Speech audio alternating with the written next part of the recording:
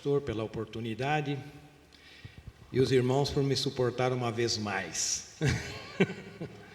Paulo usou essa expressão, né? Suportai-me, né? Se suportaram a Paulo, né? Então, vão ter de misericórdia de mim também. Bom, a paz a todos os irmãos e irmãs. Hoje, irmãos, nós vamos meditar sobre uma passagem das Escrituras, uma passagem muito conhecida,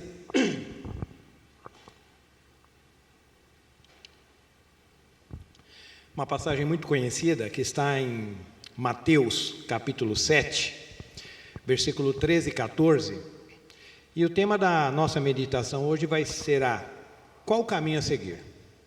É sobre isso que nós vamos trabalhar hoje. Qual o caminho que nós vamos escolher seguir? Né? O texto nos fala sobre duas portas e dois caminhos, e cabe a nós a escolha de qual caminho que nós vamos caminhar. Bom, Mateus capítulo 7, versículo 13 e 14 diz assim. Está um pouquinho diferente da minha, mas tudo bem. Entrai pela porta estreita, pois larga é a porta e amplo o caminho que levam à perdição, e muitos são os que entram por esse caminho. Porque estreita é a porta e difícil o caminho que conduz à vida.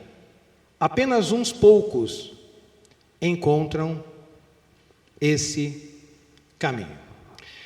Irmãos, eu me converti na década de 70, precisamente em 1975 eu fui batizado, e nessa época, nessa geração, os irmãos que têm a minha idade, mais ou menos, um pouco mais velho talvez, vão se lembrar de um quadro, que era o quadro dos dois caminhos.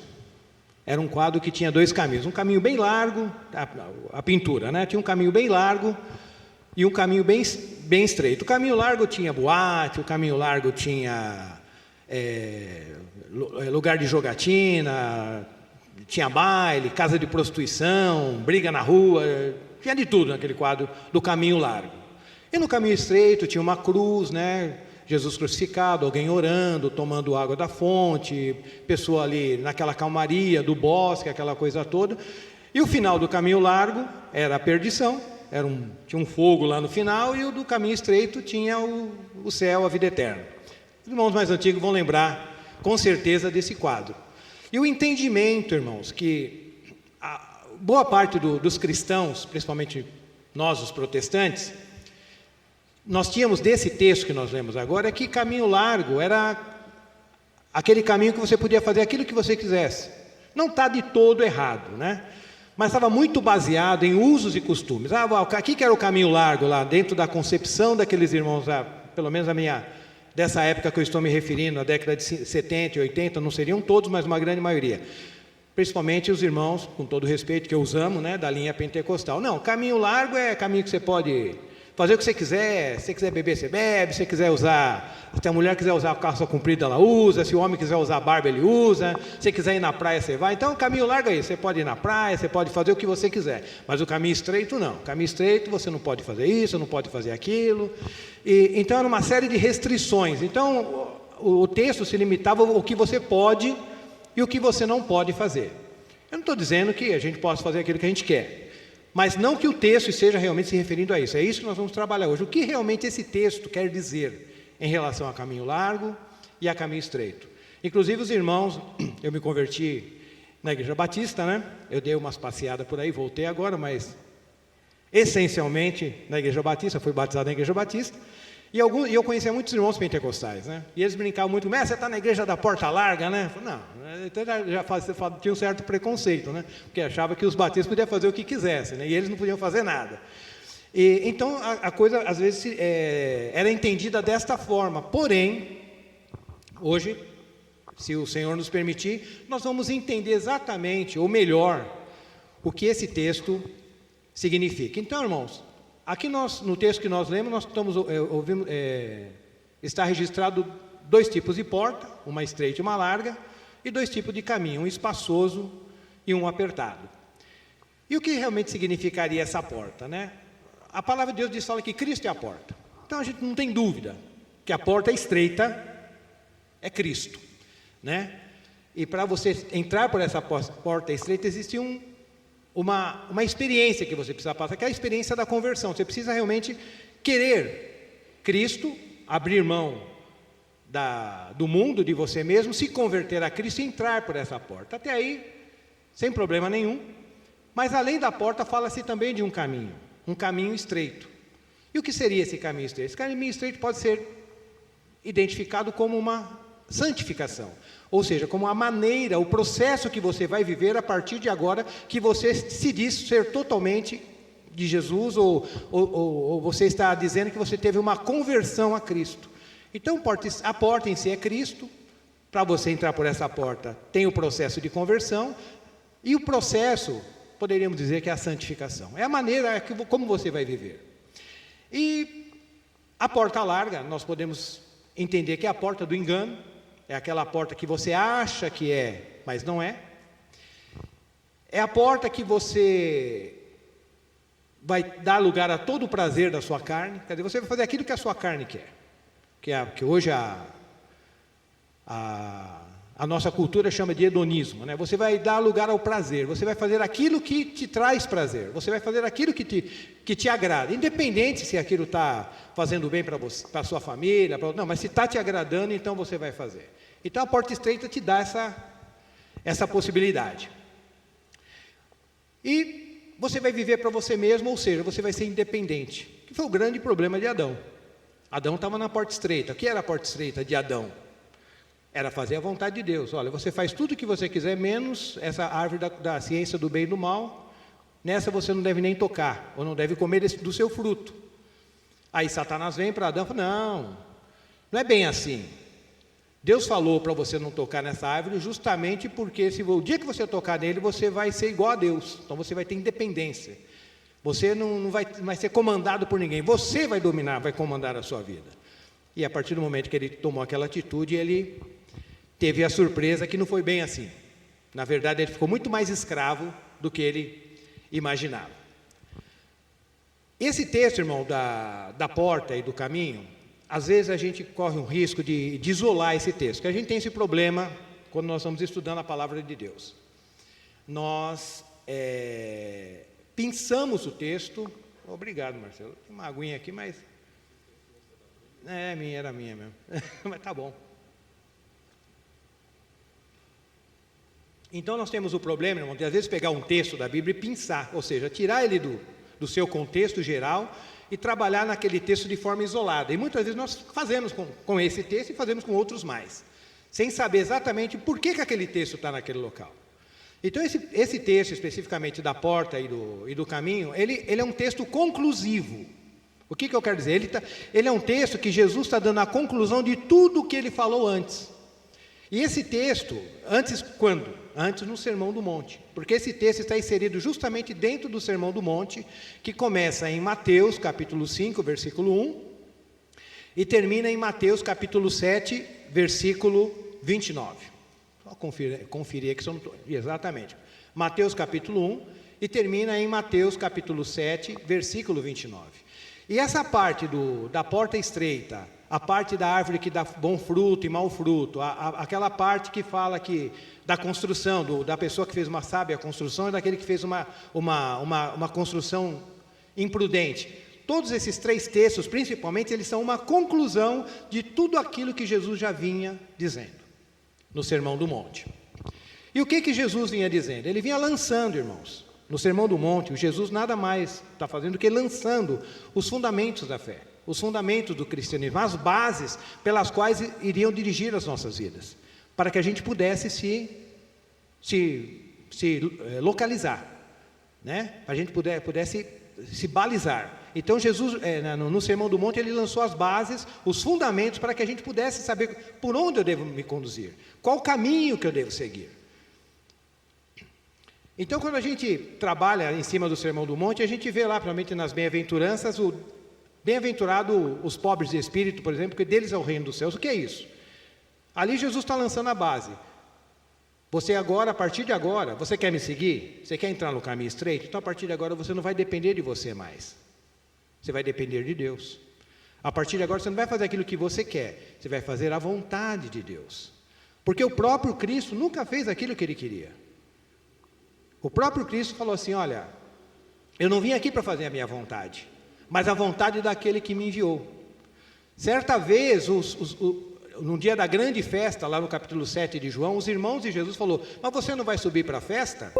Está todo mundo lá na festa e você... Porque os irmãos de Jesus não criam nele, né?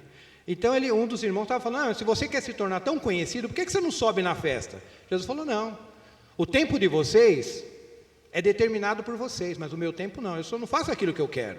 Eu não estou aqui para fazer aquilo que eu quero. Nem para ir numa festa eu consulto meu pai. Para ir numa festa eu vejo se é a vontade dele que eu vá nessa festa ou não vá. Jesus foi na festa. Mas ele não foi porque ele achou que tinha que ir, ele foi porque ele sabia que era a vontade do Pai. Então Jesus era sempre conduzido pelo Pai, ele dependia do Pai em tudo, quanto mais nós.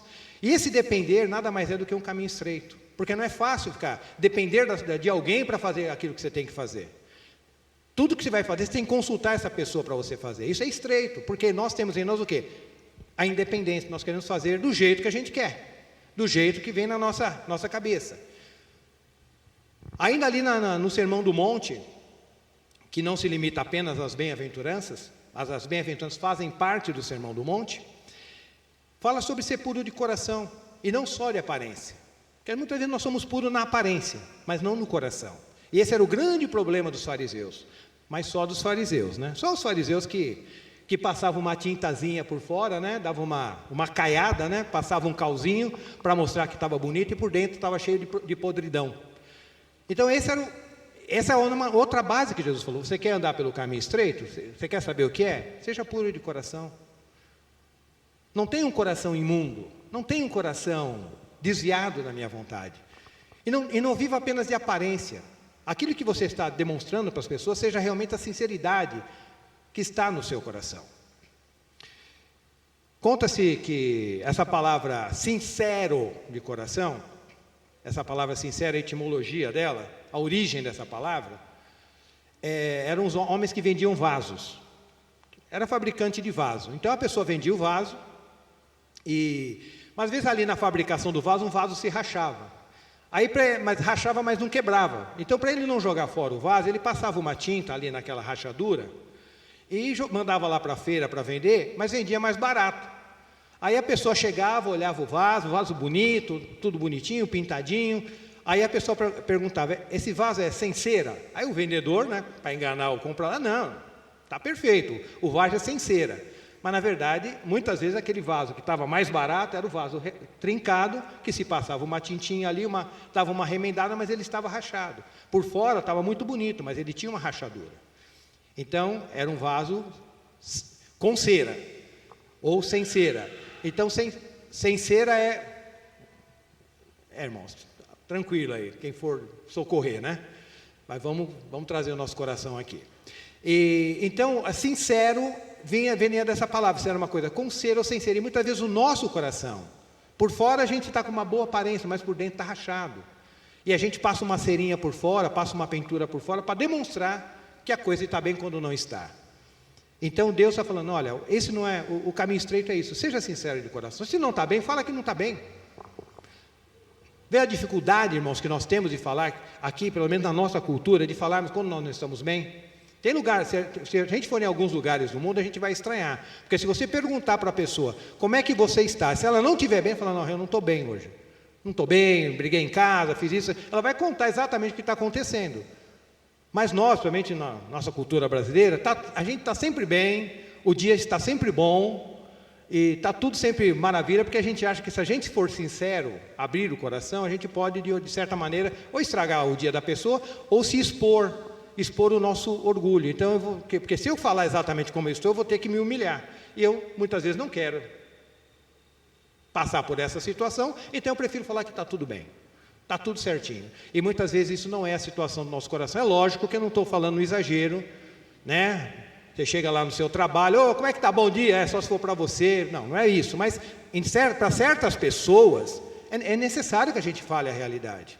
Porque a Bíblia fala, olha, compartilhai as vossas culpas uns com os outros e orai uns pelos outros. Então é necessário que nós, como filhos de Deus, tenhamos pessoas que nós possamos ser o mais sincero possível para receber oração, para receber conselho e tudo mais. E muitas vezes nós passamos a nossa vida inteira sem ter uma pessoa que eu possa me abrir.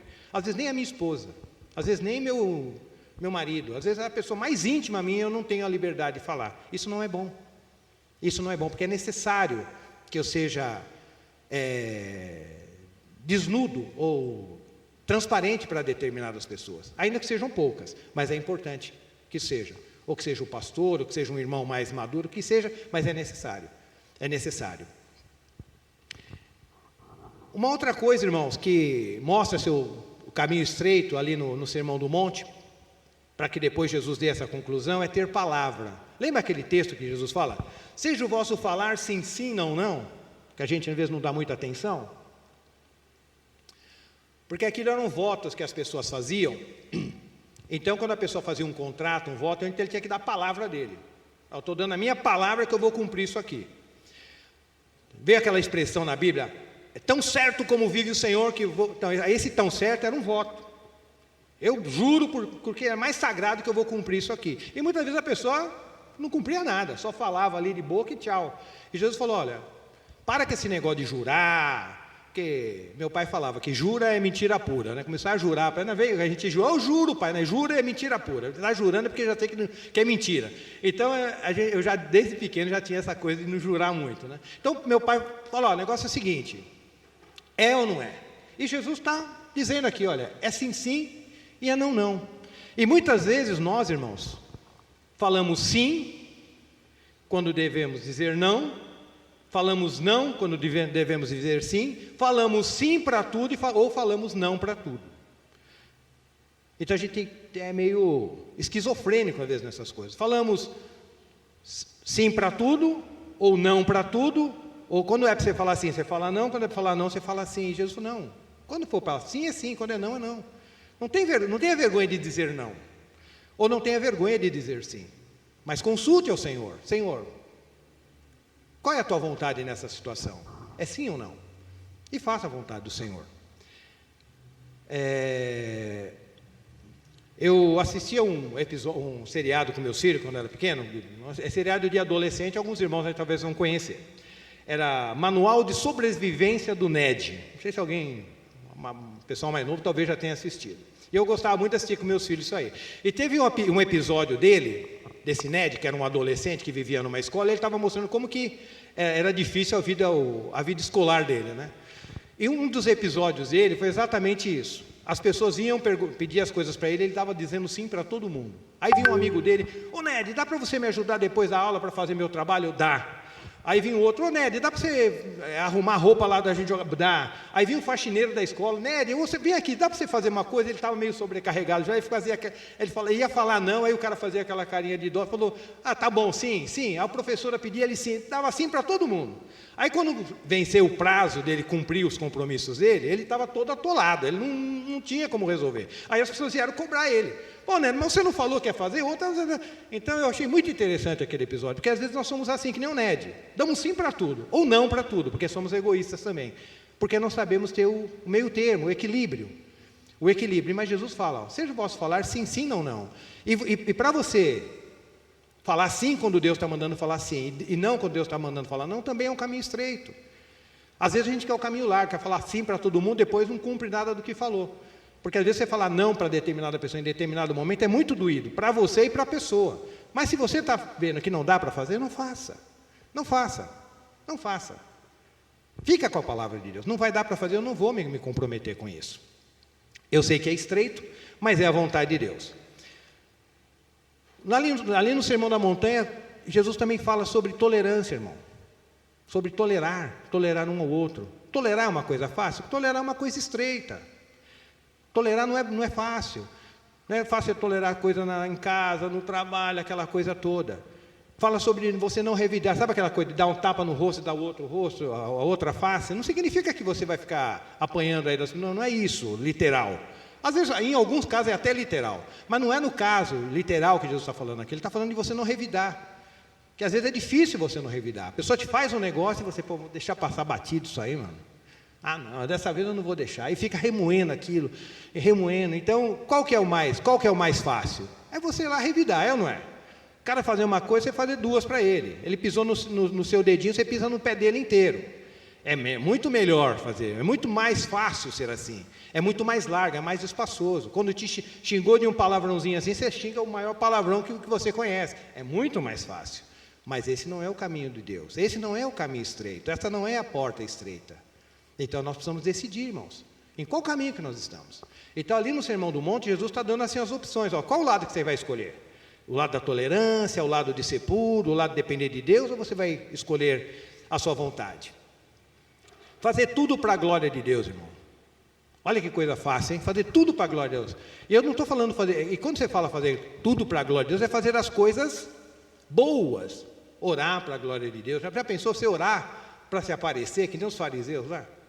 Canta para se aparecer, ora para se aparecer, prega para se aparecer, traz tudo coisa bonita, mas com a motivação de trazer a glória para você e não a glória para Deus. Perdoar, né, irmão? Está lá no Sermão do Monte também, né? Perdoar é fácil, né, irmão? É um caminho largo, né? A pessoa te faz um negócio assim horrível na sua vida, uma pessoa te empresta um dinheiro e não paga, aí você sabe que você não vai receber aquilo mais, esquece, pode pôr na conta do Abreu, porque não vai receber mais. Aí você lembra daquilo que você às vezes tirou aquele dinheiro no sacrifício, confiou naquela pessoa, a pessoa te deu um prejuízo. Aí você vem no culto de domingo, dia 10 de janeiro de 2020, 21, né? O irmão fala que você tem que perdoar, né? Isso é fácil, irmão? Isso é caminho estreito? Não, mas é a vontade de Deus. É a vontade de Deus, irmão. Se tem alguém no seu coração, irmão, faz um exame rápido aí. Alguém no seu coração, que você sabe, essa pessoa, toda vez que eu lembro dela, dá vontade de enforcar. Perdoa, irmãos. Mas não perdoa simplesmente daqui, é do íntimo. Porque a Bíblia fala, se do íntimo perdoares o seu irmão. Tá? E não só perdoar, mas também pedir perdão. Porque talvez talvez você esteja lembrando de alguém agora, que te fez um grande mal e está difícil de você engolir isso aí. Mas talvez também você fez um grande mal para alguém, você sabe que fez, mas por causa de vergonha, por causa de não sei do que, eu não vou deixar isso para lá, vou pôr isso debaixo do tapete. Não, irmão, aprenda a se arrepender. Se você sabe que você vai oferecer uma oferta ao Senhor, e na hora que você está oferecendo a oferta, você lembrou que tem algo, que você fez algum mal contra o seu irmão, o que a Bíblia manda fazer? Lá no Sermão do Monte, deixa a oferta ali, vai, se arrepende com o seu irmão, depois vem e traz a sua oferta. Se tem alguma coisa que você fez contra alguém, irmão, não deixa o sol se colocar sobre esse problema, sobre essa pendência. Vai e se acerte. Ah, meu irmão, mas é muito difícil, mas é isso mesmo, esse é caminho estreito. Caminho estreito não é fácil. Fosse fácil, Jesus não teria nem escrito esses textos, é porque é difícil mesmo. E ele vem explicando porque é difícil. Refletir a luz de Deus. O que é isso aí? Tem aquele texto lá na Bem-aventuranças? Olha, se os seus olhos forem maus, todo o teu corpo é mau? O que Jesus quer dizer? Porque às vezes não é exatamente aquilo que você está fazendo que é mal. As suas ações, o seu procedimento é que é mal. Mas a motivação que está levando você a fazer aquilo que pode ser mal. Você está fazendo uma coisa até certa, uma coisa até lícita, uma coisa bonita, louvável, com uma motivação errada. E Jesus falou, olha, se os seus olhos forem maus, ou seja, aquilo que está refletindo do seu coração for mal, todo o seu corpo vai ser mal, ainda que você esteja fazendo uma coisa boa. Então, faça as coisas para que a glória de Deus se manifeste, para que a luz de Deus brilhe, e não a sua. Porque nós muitas vezes queremos estar o refletor sobre nós, eu quero que o refletor seja em mim, mas a luz tem que estar em Deus. Ele é a nossa luz. E se Ele quiser que eu ilumine alguma coisa, Ele vai me exaltar. Mas não eu buscar essa exaltação, buscar essa iluminação, como se tudo dependesse de mim. E tem outro texto também, que é um caminho estreito, que Jesus fala assim, não julgar, não julgueis para não ser julgado.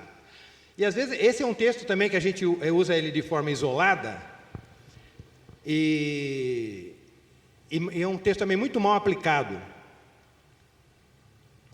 O irmão está lá todo errado, vida toda enrolada, todo complicado, aí a igreja vê, os irmãos estão vendo a vida dele, Ah, mas aquele irmão precisa. Não, irmão, não julga, irmão. A Bíblia fala para o cara está todo enrolado, está todo precisando de correção. Ah, mas irmão, não julga, porque a Bíblia fala que não julga. Não é isso que a Bíblia está falando. A Bíblia não está falando que você não tem que corrigir o seu irmão. O que o texto está dizendo? Não julgueis para que não sejais julgados. Ele fala assim, ó, não adianta você tirar um cisco do olho do teu irmão se você tem um tronco no seu, uma trave no seu. Jesus usa um exagero. Você está com um poste na tua frente e quer tirar o cisco do olho do seu irmão. Não faça isso. O que a Bíblia manda a gente fazer? Primeiro você tira o tronco ou a trave do teu olho e pronto. É isso que a Bíblia diz? Vamos voltar. Não julgueis para que não sejais julgado. Por que você quer tirar o cisco do olho do teu irmão se você tem uma trave no seu? Hipócrita, o texto, seu falso. Primeiro você tira a trave do seu olho, para que depois você vá e tire o cisco do olho do seu irmão. Então Deus quer que eu tire o cisco do olho do meu irmão. Ele quer que eu ajude o meu irmão e corrija o irmão. Mas primeiro eu tenho que me corrigir. É isso que a Bíblia está fazendo, está falando. E muitas vezes nós fazemos o contrário. Nós queremos meter o dedo no olho do irmão, fura o olho do coitado, porque eu não estou enxergando nada. Mas eu quero ajudar meu irmão, né? Eu quero resolver o problema dele. Mas eu estou com um problema maior que o dele. Vou lá tentar tirar o cisco, furo o olho dele. Aí que fica pior a situação dele. Então primeiro você tira, para que você veja com nitidez, para que você veja com clareza e possa corrigir o seu irmão. Para que você possa tirar do cisco do olho do seu irmão. E aí, irmão, mas como é que eu sei que eu estou no caminho certo, se eu não estou no caminho certo? Quando que nós decidimos estar no caminho largo? Quando nós decidimos estar no caminho estreito? Todos os dias, irmãos. Eu tenho a absoluta certeza que cada um de nós aqui, nessa semana, teve um momento que você teve que decidir, fazer a vontade de Deus ou não fazer. Talvez você nem está levando a sério, agora que eu estou falando, talvez você vai lembrar. Decisões que você teve que tomar, coisa simples, lá na sua casa, no seu trabalho, na rua, no trânsito, que você sabia, eu preciso decidir o que eu vou fazer. A minha vontade agora é fazer isso, mas eu sei que eu sou crente, eu não vou fazer. Ah, eu sou crente, mas eu não sou bobo, eu vou fazer do mesmo jeito. Mas você teve que decidir. Porque o andar no caminho largo, no caminho estreito, irmãos, é uma decisão diária. É toda hora. Eu estou falando uma vez na semana, mas com certeza você teve essa decisão logo que levantou de manhã. Isso é diariamente, toda hora nós estamos tendo que tomar essa decisão. Toda hora nós temos que decidir se eu vou querer me santificar, fazer a vontade de Deus, ou vou querer fazer a minha própria vontade de andar na independência. Porque Jesus falou assim em Lucas, capítulo 9, versículo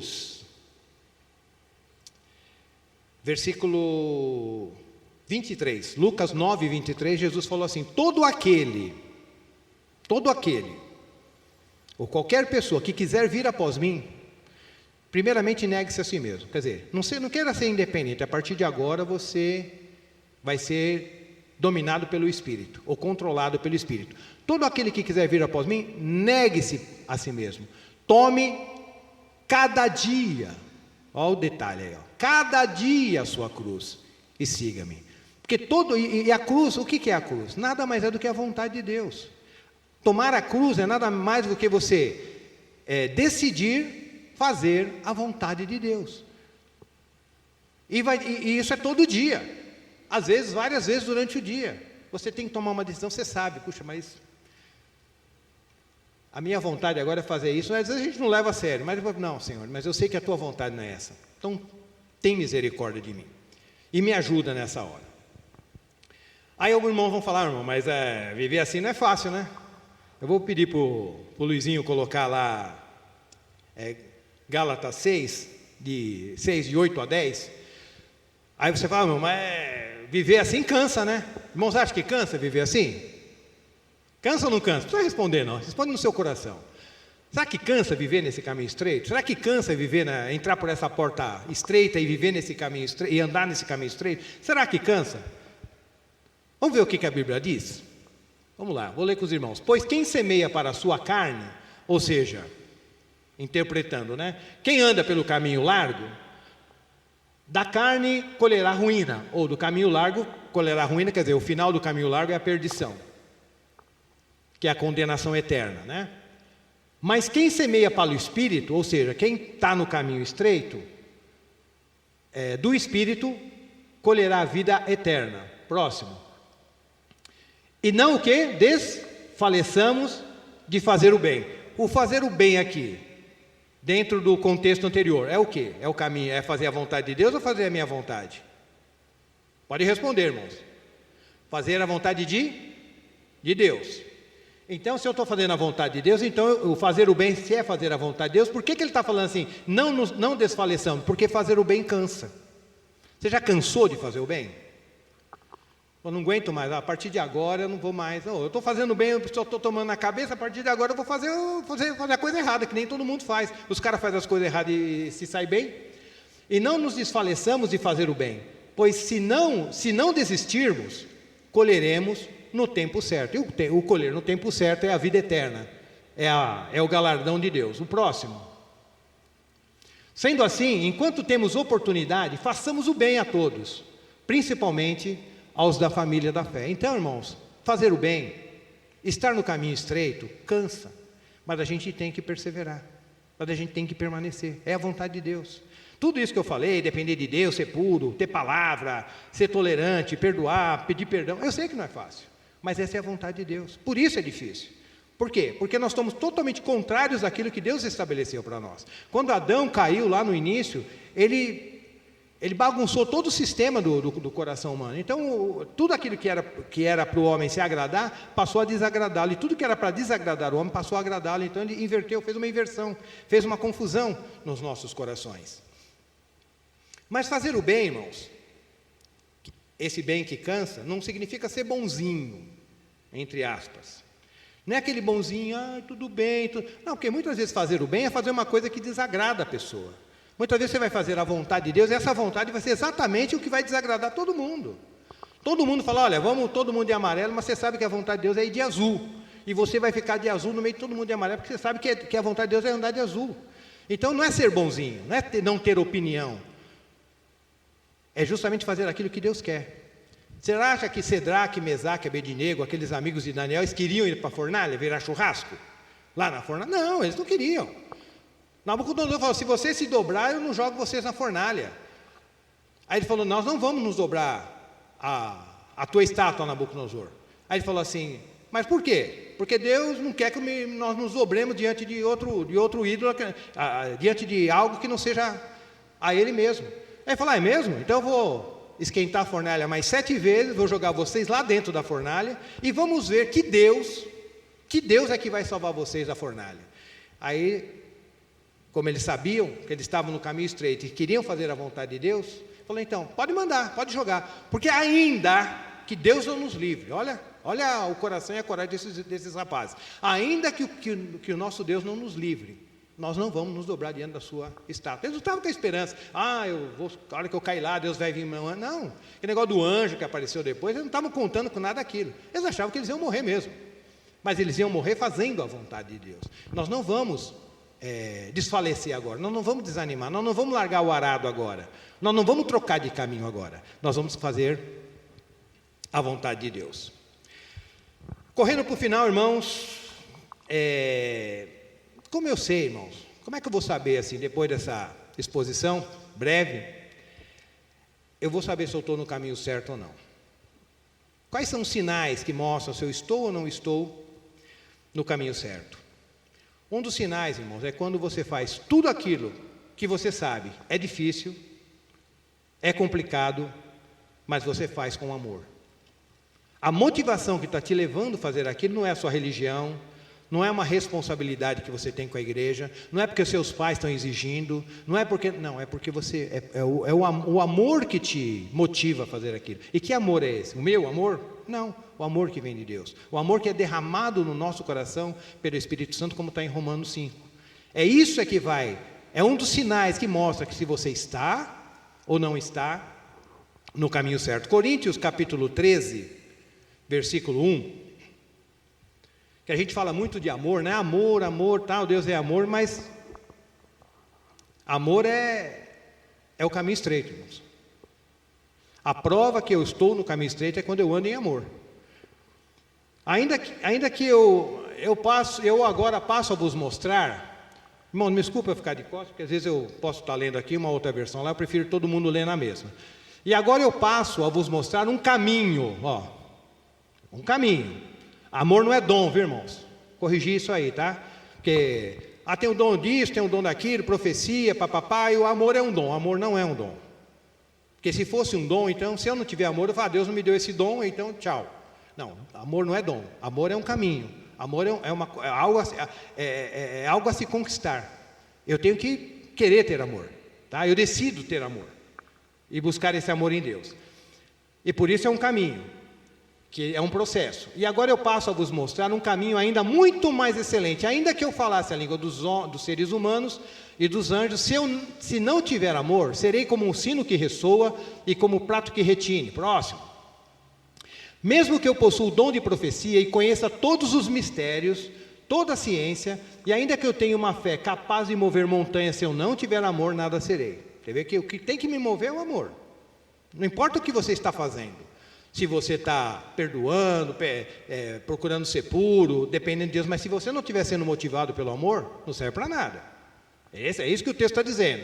Você pode estar fazendo grandes coisas na sua vida, sendo um grande evangelista, ganhando muitas almas, mas se não for por amor, não serve para nada. Mesmo que eu dê aos necessitados tudo o que possuo, pegou toda a minha riqueza e dei, entregue o meu próprio corpo para ser queimado. Se eu não tiver amor, todas essas ações não me trarão qualquer benefício real. Olha que coisa dura. Você pegar toda a sua fortuna, mandar lá para a África para sustentar, mas sem a motivação correta não serve para nada. Por quê? O amor é paciente. Ser paciente é coisa fácil, irmão? É caminho largo? Todo mundo consegue ser? Ou é uma coisa estreita? Ou é uma coisa apertada? Ser paciente. Você fala com o filho 2, 3, 4, 5 vezes Mas de vez em quando é bom dar uma... no filho, hein? O amor é paciente, mas também depende da idade também. Tem uma idade que não adianta você fazer isso mais.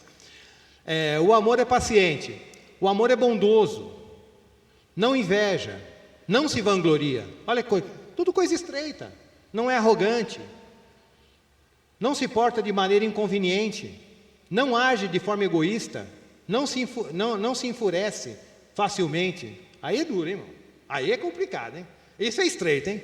Porque tem hora que a gente tem uma facilidade de ficar enfurecido, que é brincadeira. O cara tirou a toalha, não, isso não é minha esposa, não é assim não, estou falando, mas não é para ela não. Ela sim, pode se ver, mas não é por isso. A pessoa tirou a toalha do lugar, não colocou no lugar, pronto. A mulher não fez um negócio, pronto, já se enfurece, a ira já sobe. Mas isso é porque a gente está escolhendo o caminho errado, né? Não guarda ressentimento. E aí, irmão, é fácil ficar... Ou é mais fácil a gente alimentar aquele ressentimento no nosso coração? E dias e dias. E quando lembra daquela pessoa, com aquele ódio, aquela vontade de forcar a pessoa. Isso é ressentimento. E ressentimento é caminho largo, não é caminho estreito. E você só vai conseguir vencer o ressentimento e tudo que a gente falou se tivermos amor. O amor não se alegra com a injustiça, pois sua felicidade está na verdade. Aí como é estreito. O amor tudo sofre, tudo crê, espera o melhor das pessoas, ou tudo espera, e ele suporta tudo. O amor jamais morre. Todas as profecias deixarão de existir, as línguas cessarão, o conhecimento desaparecerá, mas o amor permanece. Então, irmãos, a importância. Então, se você quer saber o que é caminho estreito, é saber, eu estou andando em amor? Eu estou servindo ao Senhor com alegria? Você lembra daquele cântico? Celebrai com júbilo ao Senhor, todos os habitantes da terra. Servir ao Senhor com tristeza? Servir ao Senhor arrastando? Não, servir ao Senhor com alegria. Mas se eu não tiver amor, eu não vou servir o Senhor com alegria. Eu vou servir ao Senhor que nem o irmão mais velho que o pastor pregou a semana retrasada aqui. Eu te sirvo há tanto tempo, o Senhor nunca me matou um cabelo. É um cara que serve por obrigação, se arrastando. Mas a Bíblia fala, tem que servir ao Senhor com alegria. Mas é estreito, eu estou sendo perseguido, as pessoas não estão me entendendo. Mas, Senhor, tem misericórdia, me dê amor, para que eu possa te servir com alegria. Eu sei que eu estou no caminho certo quando eu estou cônscio, irmão, que eu não posso por mim mesmo. Isso é importante. Se eu achar que eu posso entrar pela porta estreita e caminhar nesse caminho apertado, achando que eu tenho condições para isso, eu tenho força suficiente para isso, eu estou devidamente preparado para isso, eu já perdi a batalha. Então eu tenho que estar todo o tempo, todos os dias, irmão, todo dia que eu pegar a minha cruz, eu tenho que estar com o Senhor. Eu não tenho condição de te servir como o Senhor quer. Se o Senhor não me der graça, se o Seu Espírito Santo não encher a minha vida, se o Senhor não me carregar, Senhor, se o Senhor não me envolver, eu não tenho como servir ao Senhor como te agrada. Eu só posso servir o Senhor como o Senhor quer ser servido, se o Senhor me der graça para isso. Lembra de Paulo, com espinho na carne? Me tira esse espinho 3 vezes. O Senhor falou, não vou tirar o espinho. Você vai continuar com o espinho aí, mas eu vou te dar a graça para você suportar, porque a minha graça te basta. Para você poder suportar tudo que vem sobre você, você só precisa de uma coisa, Paulo. Você só precisa de uma coisa, Nelson. Você só precisa de uma coisa, Margarete, Marcelo, Luizinho, Renan e os demais irmãos, pastor também precisa. Graça. Graça, você precisa de graça. E graça é só o Espírito Santo que nos dá, irmãos. E isso eu só consigo na comunhão. E não é só na comunhão, mas eu reconhecendo, Senhor, eu não sou nada. Eu não posso por mim mesmo. Hoje eu até consegui perdoar aquela pessoa, mas na próxima situação eu vou precisar de graça, porque talvez na próxima eu não consiga. Eu até consegui não guardar ressentimento dessa vez, mas talvez na próxima eu não consiga. Eu até consegui depender de Ti nessa situação, mas na próxima eu vou precisar da mesma graça para me conseguir. Não é porque eu consegui hoje que eu vou conseguir sempre. Porque da mesma maneira, da forma que eu precisei do Senhor hoje, eu vou precisar do Senhor sempre. Então essa consciência nunca pode fugir de nós, irmãos. Porque isso chama-se maturidade. Sabe o que é maturidade na Bíblia? Maturidade entre nós, o que é? Eu tenho experiência, muito tempo de vida na mesma coisa, fazendo aquilo por muitos anos, eu falo, eu estou maduro, eu tenho experiência nisso aqui. Mas maturidade na Bíblia, experiência na Bíblia, é que quanto mais passa o tempo, quanto mais vida com Deus você tem, mais você tem consciência que você não pode. Quanto mais consciência que você tem, que você não pode, que você é frágil, que você depende de Deus, isso mostra que você está crescendo na fé. Isso mostra que você está amadurecendo. E quanto mais você acha que você pode, é justamente porque você ainda é criança. O sinal que uma pessoa é criança na fé é quando ele acha que pode fazer as coisas de Deus por ele mesmo. Ou que não, isso aqui deixa comigo, irmão, essa área aqui eu domino. Não domina nada. Não, pregar, irmão, já prego desde 10 anos de idade. Esquece. Eu faço isso, esquece. Quando você começa a achar que você pode, aí você vai cair no erro de Sansão. Eu me livrarei como das outras vezes. Na hora que ele falou que ia livrar como das outras vezes, ele se viu sozinho e aí ele ficou escravo lá dos filisteus lá e acabou acontecendo tudo o que aconteceu. Porque começou a confiar em si mesmo. Então esse é o nosso grande perigo. A prova da nossa maturidade é quando nós dependemos totalmente de Deus. E quando nós dependemos totalmente de Deus, é um sinal que eu estou no caminho estreito. E é um sinal que eu vou viver essa vida com alegria, porque eu sei, eu vou conseguir. Mas você vai conseguir perdoar sempre? Não, irmão. Eu não vou conseguir perdoar. Eu não vou conseguir perdoar nunca. Se é Deus é que vai me dar graça. Irmão, mas você vai ser paciente? Não vou ser paciente nunca. É Deus é que vai me dar graça. Mas naquele dia você não foi paciente, né? Naquele dia eu não dependi de Deus. Mas hoje eu vou depender. É simples. Por que naquele dia você falou eu falei daquele jeito? Justamente porque eu confiei em mim, eu achei que eu podia, e agora eu estou vendo que eu não posso. Então, toda vez que a situação, eu vejo que o negócio está feio, o mal está aparecendo, eu vou depender de Deus. Eu vou buscar em Deus, eu não vou confiar em mim mesmo. Eu vou correr para Ele. Eu vou a Ele. Então esse é o caminho, irmãos. Esse é o caminho. Esse é o caminho estreito, esse é o caminho apertado. E a gente só vai poder vivê-lo com alegria dessa maneira. Terminando, irmãos, vamos abrir, eu vou ler esse texto, é longo, mas é importante que seja lido. Deuteronômio, capítulo 30. Vou pedir licença para os irmãos para ficar de costas, para ler ali naquela versão. Que esse texto praticamente resume tudo aquilo que nós falamos até agora. Esse é um dos discursos que Moisés deu, antes de estar chegando ali na Terra Prometida, isso já no final da jornada dele dos 40 anos. Tudo bem eu ficar aqui? Então olha o que Moisés falou para todo o povo: eis que hoje estou colocando diante de ti a vida e a felicidade perenes, ou a morte, destruição e infelicidade. Os dois caminhos. Estou colocando os dois caminhos diante de vocês. Portanto, hoje te ordeno que ames a Yahvé, o Senhor, teu Deus, andando em seus santos caminhos e guardando todos os seus mandamentos, caminho estreito, decretos e ordenanças. Assim tereis vida plena e muito crescereis em número, e o Eterno teu Deus te abençoará na terra em que estás entrando, a fim de tomares posse dela. Contudo, se o teu coração se desviar e não ouvirdes, e te deixares seduzir, e te prostrares em culto diante de outros deuses, e os servires, eu vos declaro neste momento solene. Você vê que era uma coisa séria, ele não estava falando qualquer coisa, ele estava, olha, presta atenção no que está sendo dito. É certo que sereis destruídos e perecereis. Perdição eterna, do caminho largo. Não prolongareis vossos dias sobre a face da terra, em que, ao atravessar o Jordão, estás adentrando para dela tomar posse, que seria a vida eterna. Hoje invoco o céu e a terra como testemunha contra vós, de que apresentei claramente diante de vós, o que, irmãos? Os caminhos da vida e da morte, o estreito e o largo, a bênção, estreito, e a maldição, a larga. Escolhe, pois, o caminho da vida, para que vivais plenamente vós e vossa descendência. Deus deu uma prova para o povo de Israel, com duas perguntas: você quer viver no caminho da vida ou você quer viver no caminho da morte? Aí Deus soprou no ouvido do pessoal que estava fazendo a prova, ó, escolhe o caminho da vida, e o cara ele escolhe errado, né? Brincadeira. Vamos lá, eu já li esse? Não. Amando a Yahvé teu Deus, obedecendo a sua voz, apegando-te, ó Israel, a Ele. Porquanto disto depende a tua vida e o prolongamento dos teus dias.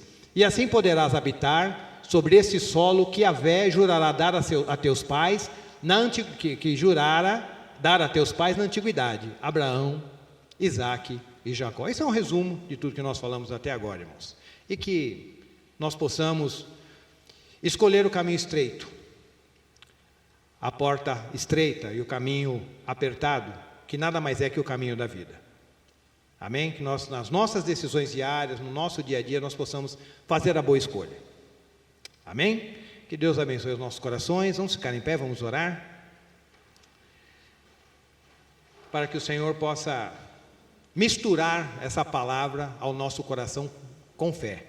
Que o problema, irmãos, não é a palavra de Deus, ela é uma espada, ela é pura, ela é uma maravilha, mas o escritor aos Hebreus fala, olha, a palavra não produziu nada neles, porque não foi misturada com fé. Então, depende de nós. Se você não tiver fé naquilo que está escrito, naquilo que está sendo pregado, não vai resolver nada. Então, nós precisamos aprender a ouvir a palavra e misturar essa palavra com a fé que vem do Senhor, para que essa palavra possa produzir bons frutos nos nossos corações. Sim, Pai, nós te damos graças por mais essa manhã, por mais esse dia, que a Tua palavra, Senhor, possa ter trazido correção a quem precisava de correção, consolo para quem precisava de consolo, ensino para quem precisava de ensino, e só o Senhor pode fazer isso. É o Teu Espírito Santo que pode produzir, Senhor, essa obra maravilhosa em nossos corações. Tu conheces, ó Pai, a particularidade de cada um, Tu conheces, Senhor, a necessidade de cada um. Abençoa-nos, Pai, e trabalha em nossos corações, ó Pai, a cada dia, pois é em nome do Senhor Jesus que nós oramos e agradecemos. Amém.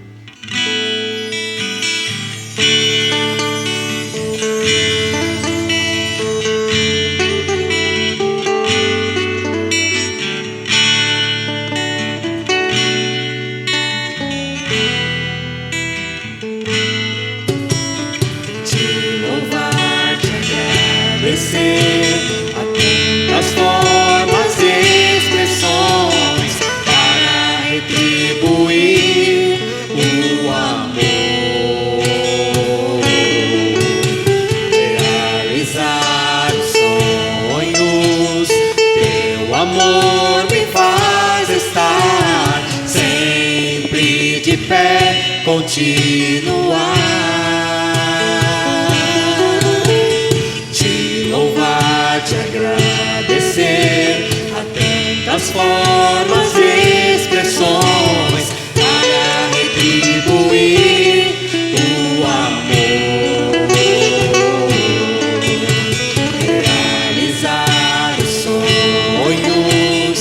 Teu amor me faz estar sempre de pé, continuar. Tudo posso, Deus me fortalece. As coisas velhas se foram, tudo novo fará. Descobri o sentido de viver. Esta é a razão que me faz cantar. Tudo posso em Deus que me fortalece. A cada dia tudo novo se fará.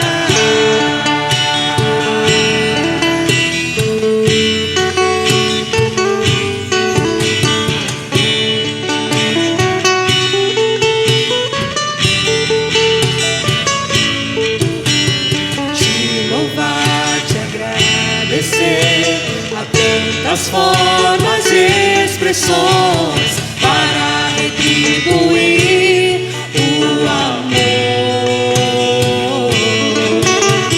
realizar os sonhos. Teu amor me faz estar sempre de pé, continuar. Tudo posso, Deus me fortalece. As coisas velhas se foram, tudo novo fará. Descobri o sentido de viver. Essa é a razão que me faz cantar. Tudo posso em Deus que me fortalece. A cada dia tudo novo se fará. Tudo posso em Deus que me fortalece. A cada dia tudo novo se fará. Tudo posso em Deus que me fortalece. A cada dia tudo novo se fará.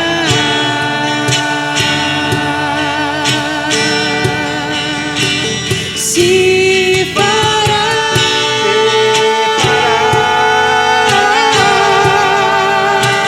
Se fará.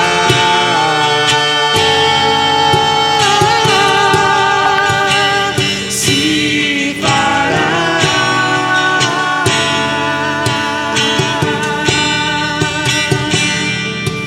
Tudo posso em Deus que me fortalece. A cada dia tudo novo se fará.